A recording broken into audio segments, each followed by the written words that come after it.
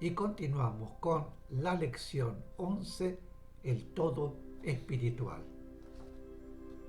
En un mundo como el nuestro, la experiencia del amor comprende determinadas superaciones que es necesario lograr y determinados obstáculos que es imprescindible salvar. Pero en un mundo más avanzado, todos esos obstáculos ya han sido superados anteriormente y las superaciones son otras. Nosotros no podemos siquiera imaginarlas, porque tendríamos que estar en ese medio de vida para saber cuáles son las superaciones que presenta la ley allí. Cuando han sido logradas todas las superaciones necesarias en ese mundo, si fuere menester continuar las experiencias en otro mundo, en punto más avanzado, lo hará.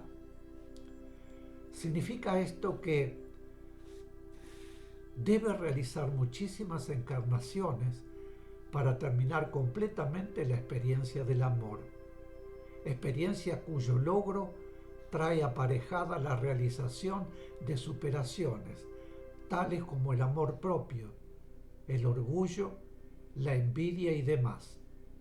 Son muchísimas las superaciones que están relacionadas y que se van logrando simultáneamente, lo cual va ubicando al espíritu en un punto de progreso cada vez más avanzado que luego, a medida que va escalando puntos evolutivos, le permiten otra clase de superaciones que se basan en la necesidad de la experiencia del amor ya realizada, con todas las superaciones que le son inherentes. De modo que son otras superaciones y todo va en beneficio del progreso espiritual del ser. Claro está que un ser que pide y realiza una experiencia prolongada, pero completa, con todas las superaciones necesarias, progresa evolutivamente con mucho más rapidez que aquel que le pide en forma fragmentada, porque en esa forma, cuando después de algunos siglos encarna de nuevo, si durante ese tiempo no ha trabajado intensamente en el plano astral, ayudando a seres encarnados a obtener esas superaciones que a él le conciernen, deberá comenzar de nuevo con superaciones que quedaron incompletas, lo cual hace mucho más prolongado el proceso de obtención de la superación necesaria y también el proceso de su progreso evolutivo. Sabemos que el libre albedrío jamás es interferido. La ley permite a cada ser hacer lo que desea de sí mismo y le da todas las oportunidades de acuerdo con su propia voluntad. Cada ser tiene su propia voluntad que expresa por vibración. Su voluntad se refleja en la ley y la ley actúa para proporcionarle las oportunidades en la medida que el ser las desea y puede, pues también podría darse el caso que el ser deseara más de lo que él puede, de modo que la ley permite y da al ser hasta donde el ser puede.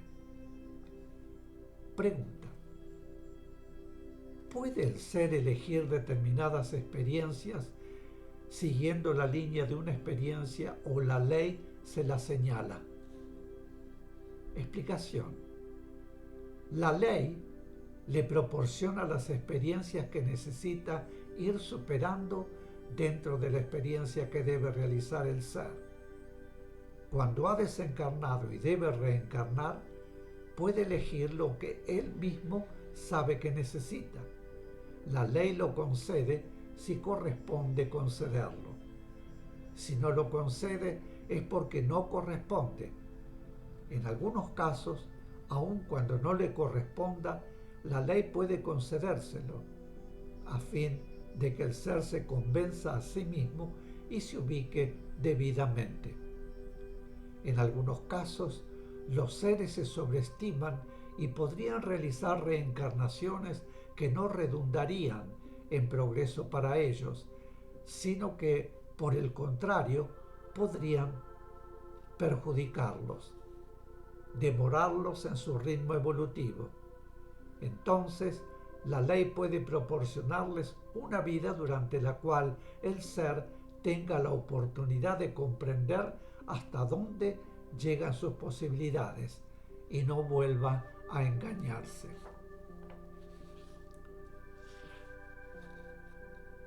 Pregunta. La proyección de la partícula espiritual es a un mundo o a un plano. Explicación. La proyección es al plano y la ubicación al mundo correspondiente en ese plano. Pregunta. ¿Qué determina que un ser pida hacer una experiencia en un plano en lugar de solamente en un mundo? Explicación. Voy a repetir de nuevo esta pregunta. ¿Qué determina que un ser pida hacer una experiencia en un plano en lugar de solamente en un mundo? Explicación. Para que un ser desee hacer todas las experiencias que corresponden a una línea en un plano, debe haber logrado ya un cierto grado de progreso espiritual, porque si no, no sentiría esa necesidad espiritual. Debe tener un determinado punto de evolución. Pensemos que la experiencia del amor incluye muchísimas superaciones y ello implica muchísimos obstáculos.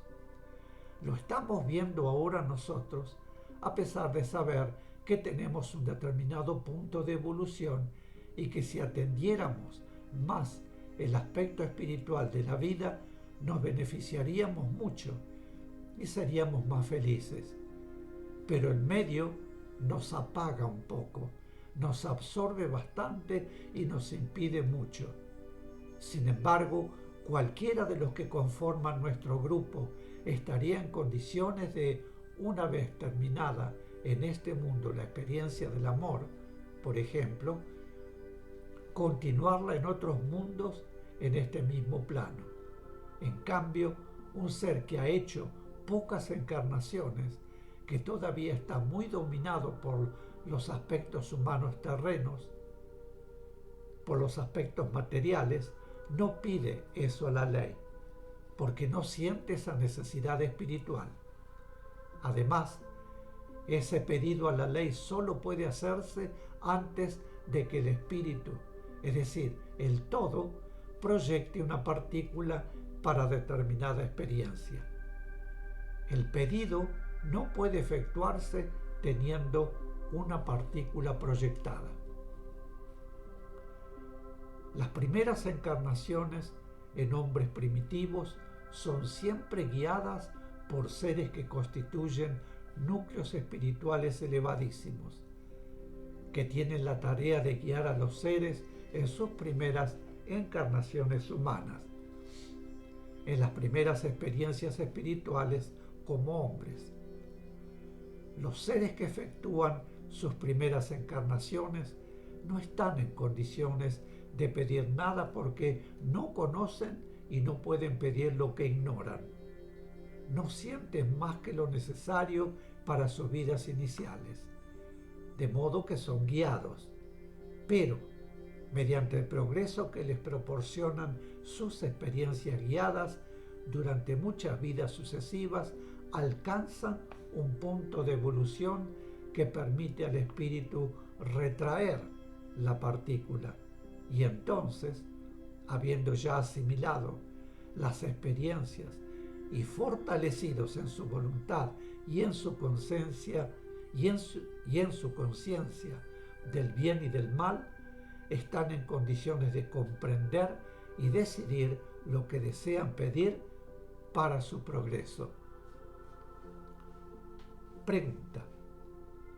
¿Cuál es el proceso para que los seres se encarnen en el plano y mundo que corresponden a su punto evolutivo. Explicación. Un plano físico y dentro de él los diferentes mundos reclaman vida evolucionante, que conformará progresivamente los tres reinos de la naturaleza y luego su humanidad.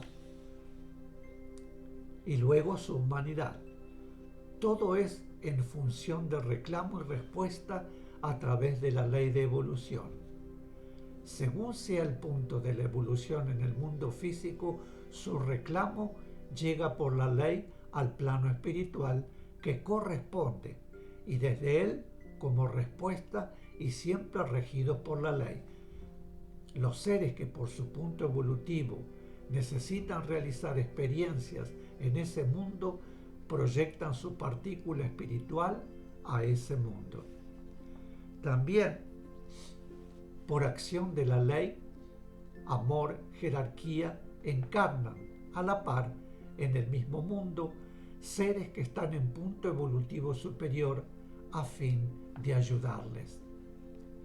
Sintetizando, por ley, la vibración de un mundo físico establece el reclamo al plano espiritual que corresponde, y de ese plano descienden a experimentar en él chispas divinas, soplos espirituales y espíritus.